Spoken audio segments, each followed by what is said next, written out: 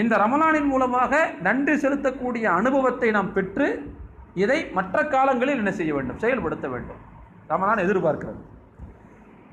மற்ற காலங்களில் நன்றி உள்ளவர்களாக ஆகுவதற்கு இந்த காலத்தில் பயிற்சி கிடைக்கிறது. எப்படி பயிற்சி கிடைக்குது? நன்றி செலுத்துவதற்கான பயிற்சி எப்படி கிடைக்கிறது? முதலாவது ஒரு விஷயத்தை நாம் புரிந்து கொள்ள வேண்டும். ஒரு மனிதனுடைய வாழ்க்கையில் உணவுக்கும் பானத்திற்கும் மிக முக்கியத்துவம் உண்டு. தண்ணி போன்ற பானங்களை, திரவங்களை அருந்தாமல் ஒரு குறிப்பிட்ட மணி நேரத்துக்கு மேலே மனுஷனால வாழ முடியாது.